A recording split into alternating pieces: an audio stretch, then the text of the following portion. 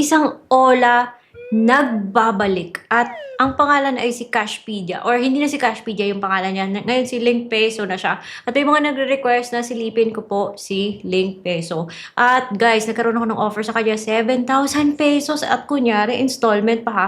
Pero huwag nyo munang lapitan yung loan app na to kasi guys, well, ang dami niyang pakulo. Pero dapat alam nyo yung anong meron sa loan app na to bago nyo siya lapitan. Pag-usapan natin si Link Peso aka Cashpedia. Ewan ko, nalilito ako guys kasi yung mga text niya galing kay Cashpedia eh. So nawala si Cashpedia, bumalik. So yun nga, pag-usapan natin. So keep watching.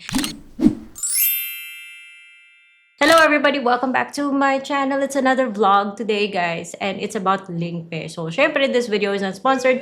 It's based on my personal experience and may mga nagre-request po na silipin ko tong si Link Peso. So ako na muna yung ginipig nyo guys and hindi ko na sana papansinin to kaso text siya ng text at yung mga text niya kasi napupunta sa spam dahil galing na dun kay Cashpedia. E ngayon minsan lumalabas si Cashpedia na ito daw si Link Peso, approved na daw. Anyway, so nagkaroon ako ng offer sa kanya but is it worth it? Yun yung pag-uusapan natin. So by the way guys, din-download ko po kasi yung loan app na to dito sa aking cellphone. Ay, baliktad.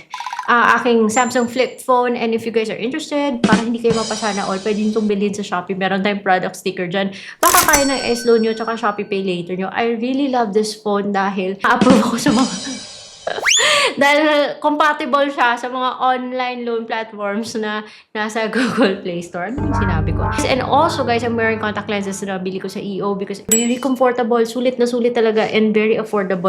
Sa EO ko po to nabili. Kasi diba, nakaka-distract yung glare or yung reflection ng ilaw ko sa glasses ko. Anyways, enough about that. Pag-usapan na natin tong si Link Peso. So, yun nga, na-download ko siya sa Google Play Store, guys, ha. Cashpedia talaga. Cashpedia talaga yung ano niya, yung effect niya. Kung anong itsura ni Cashpedia dati, ganun pa rin siya. Nag-iba lang yung pangalan niya. Pero yung registration niya is still under Cashpedia. Pero guys, hindi naman to. Wala siya sa list of recorded online lending platforms. Hinilip ko siya doon, hindi ko siya mahanap. Siguro registered siya. Pero wala po siyang recorded Ola.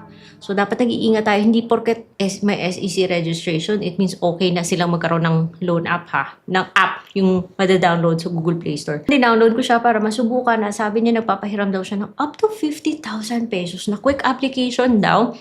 And bago ka mag-provide sa kanya ng mga phone number niyo, syempre dapat mong pagdaanan yung privacy statement niya kung saan sinasabi niya, sisilipin niya kung ano yung mga apps na nasa cellphone mo. So, ayun guys, mag-a-agree ka doon at pagkatapos bibigay ka na ng phone number and then mag-OTP ka. So, nagpapagawa po siya ng password ha. Pero yung password na ibibigay mo sa kanya, okay lang sa kanya kahit napakadali. Pero kailangan mo mag-set ng password para, I don't know kung bakit eh. Anyway, so meron siyang delete option. So, kaya niya siguro tinanggap yung number ko na sinamit sa kanya na dati ko nang ginamit kay Cashpedia. I had to start over again. Like, nagsubmit ako ng lahat dahil siguro nga nagdi-delete siya kasi nagpa-delete ako nung dating si Cashpedia pa siya. Anyways, yung loan app na to, syempre sasabihin niya up to 50,000 pesos. Pero muna tayong mag-expect na makaka 50,000 tayo sa mga loan app na to. But at least so far, yung offer niya sa akin is 7,000 pesos. But the question is, okay ba yan? Iti-take mo ba? Maniniwala ka ba dyan sa installment niya? Well, malalaman nyo yan later. So, hingi po siya ng usage access. Usually, ganito po sa mga Android na mga phones. And maghingi siya ng ng access to location. And diretso na siya sa ID pagkatapos mong ibigay yung mga permissions na yan. Yung mga IDs na dinatanggap ng loan app na to, UMID, passport, driving license, SSS, postal, ID, PRC, national ID, pwedeng electronic.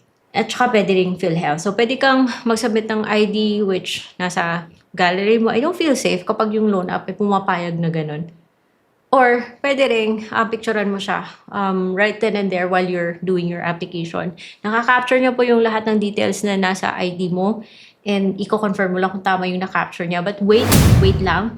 Hingi rin siya ng information like your company name, stuff like that, and your email. So, pag sinabi mo sa loan app na to, say for example, unemployed, hindi na siya hihingi ng mga details like company. Syempre, unemployed nga, ano. Pero yung sinabi ko sa loan app na to, I'm freelance, and ganun din, hindi na siya hihingi ng company information. Of course, pag sinabi mo, self-employed ka, hihingi siya ng ganong mga information kasi sinabi mo self-employed. So, company details, hihingin niya.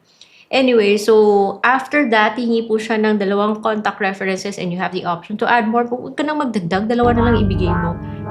And magsi-selfie ka. Pagkatapos ng selfie, lumabas yung kanyang offer. Guess what, guys?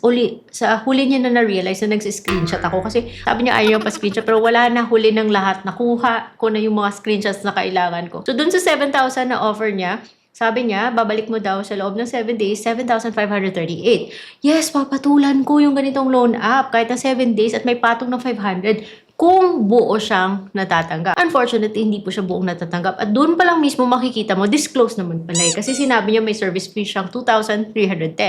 So, yung matatanggap mo na lang is 4,690. O, yun. So, unfair kasi hindi totoo yung pa-installment niya. Kasi doon pa lang, sasabihin niya 6 terms daw, 187 days. Pero 7 days, bayad ka na. With, with interest pa. And may kaltas. So, 2,310 plus that 500 na pinatong niya on a period of 7 days. Huwag nyo nang isipin yung other payment plan niya dyan. Hindi yan totoo. 7 days lang. Masyadong mataas. Kahit na tawagin niya itong service fee, kahit na tawagin niya kahit na sabihin niya zero interest to and this one is service fee, nako, ganun pa rin yan. Kahit na sabihin niya account maintenance fee, risk management fee, amount, system service fee, kahit na i-breakdown niya pa. But patong pa rin yan and sumobra siya sa 12% na acceptable according sa recalibrated interest ceiling na pinatupad ni SEC nung April 1. So, no na no sa ganitong loan app. Imagine, tatanggap mo na lang 4,690. So, kung doon ka naman sa 1,000, so syempre sinubukan ko sa 1,000 para gusto ko malaman kung ma-approve ako o hindi. Nagbigay din ako ng aking Gcash, guys. And, as suspected, kasi nung sinubukan ko si Cashpedia, hindi po ako na-approve kay Cashpedia. Hindi rin ako na-approve dito kay Link Peso. So, kahit na dinilit niya yung account ko dati, pero na-sense niya siguro na dati akong reject, kaya reject din ako dito. Pero okay lang. Hindi naman kawalan, guys, na hindi ako na-approve sa loan app na to dahil hindi ko po gusto yung term siya. Para din siyang si Cashmark vibes na under siya kay ZRT. Ganon din. Ganito rin yung kanilang, parehas sila ng offer. So, I don't know if they're related, or probably same developer, pero parehas silang drama na kumakaltas at pumapatong at dapat bayaran sa loob ng 7 days. So, sa kanila na lang yung loan nila, ha? Huwag dito sa loan app na to because kahit na may SEC registration pa siyang dinisplay, it doesn't mean na pwede na siya magkaroon ng loan app dahil wala po siya sa list of recorded online lending platforms. So, huwag po dito sa loan app na to. Nako, kung naghahanap kayo ng mga uutangan dahil kailangan nyo ng pera, punta muna kayo, itry nyo muna yung mga loan apps na nasa legit loan apps playlist na prepare ko para sa inyo kasi andun po yung mga loan apps na subukan ko and so far, okay naman yung naging experience ko or at least matino po yung mga terms na ino-offer nila. So I hope you learned something from today's video. I will see you on my next vlog. Bye-bye!